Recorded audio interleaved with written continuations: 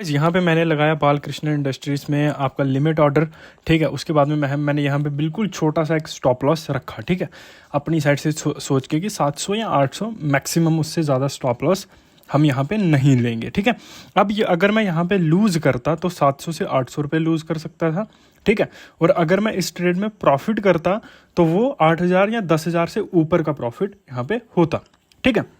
अब देखो, जो स्टॉक ट्रेडिंग होती है उसमें एक चीज़ होती है कि मतलब अगर आपको बायर्स और सेलर्स मिल रहे हैं, ठीक है, तो प्राइस और सारी चीज़ें आपके पॉइंट ऑफ व्यू से जैसा आपने चीज़ें सोची हैं वैसे ही चलती रहेंगी। अब मैंने ट्रेड लेने से पहले ये जो आपको नीचे ऑर्डर फ्लो दिख रहा है इसको मैंने देखा नहीं कि ऑर्डर्स किस तरह से फ्लो हो रहे हैं, किस तरह से चल रहे हैं, बायर्स किस तरह से हैं, सेलर्स किस तरह से हैं।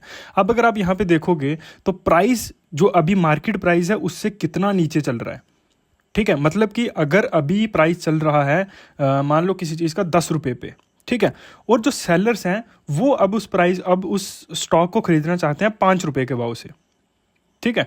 अब देखो, आप जिस प्राइस पे बाय करना चाहते हो तो अगर मतलब आपने कोई ऑर्डर लगा दिया कि मुझे ये स्टॉक चाहिए 5 रुपये पे भाव पे, ठीक है।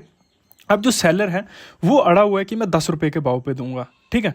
तो मतलब यहाँ पे लड़ाई चल रही है दोनों के बीच में, सेलर और बायर के बीच में, और मैं उस लड़ाई के बीच में घुस गया, ठीक है, इस ट्रेड में। अब यहाँ पे प्राइस एक्शन अच्छा था, जो चीज़ें मैंने देखी थी सारी चीज़ें बिल्कुल अच्छी थी, ठीक है। लेकिन ये जो लड़ाई जहाँ पे चल रही थी ये बहुत गलत थी। अब इससे क्या होता है, जो प्राइस होता है वो बहुत स्पीड से नीचे गिर जाता है। मान लो कि अगर वो बायर और सेलर्स में सेटलमेंट हो गई, ठीक है, अगर तो बायर के प्राइस पे सेटलमेंट हुई तो मुझे कुछ भी ज़्यादा यहाँ पे इम्पैक्ट देखने को नहीं मिलेगा। लेकिन अगर सेलर के बीच में सेटलमेंट हो गई, मतलब सेलर के प्राइस पे वो मान गया कि ठीक है मैं 5 रुपये पे तेरे को प्राइस देने के लिए तैयार हूँ, तो मुझे बहुत बड़ा लॉस देखना पड़ेगा।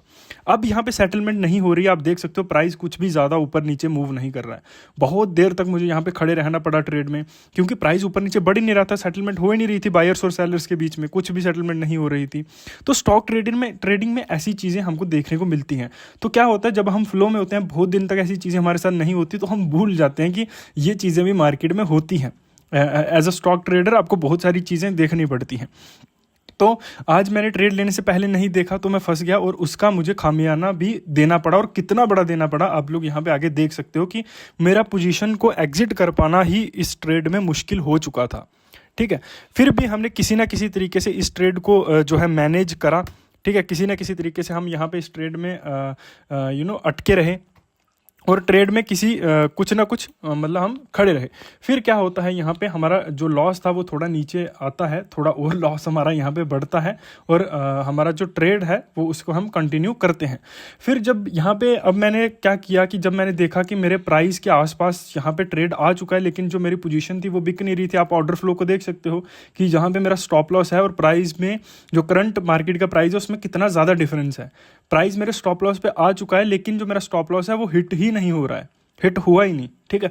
अब इसमें किसी ना तो ब्रोकर की गलती होती है और ना मेरी गलती होती है, इसमें गलती किसी की भी नहीं होती, क्योंकि चीज़ें ही वैसी तरह से चल रही होती हैं, ठीक है। अब कोई बायर आएगा, सेलर आएगा, तभी तो मार्केट में प्राइस बढ़ेगा या कम होगा, ठीक है।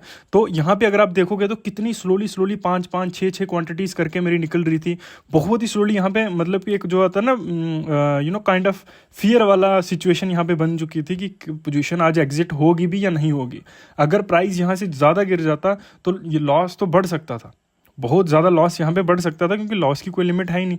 आप लोग यहाँ पे देख सकते हो कि कितनी स्लोली यहाँ पे क्वांटिटीज़ निकली। अब 8-7 क्वांटिटीज़ बची थी, तो स्लो करके हमने किसी ना किसी तरीके से यहाँ पे क्वांटिटीज़ को एग्जिट करा। तो जब भी आप स्टॉक ट्रेडिंग करते हो तो आपको वॉलेटिलिटी का खास ध्यान रखना होता है। वॉलेटिलिटी तो चलो ठीक है, इस ट्रेड में भी अच्छी थी, लेकिन जो ऑर्डर फ्लो होता है, जो बायर्स और सेलर्स होते हैं, उनके ऊपर नज़र रखना आपका बहुत ही ज़्यादा इंपॉर्टेंट होता है। वो भले ही किसी भी तरह की ट्रेडिंग क्यों ना हो, ऑप्शंस में भी आप फंस सकते हो।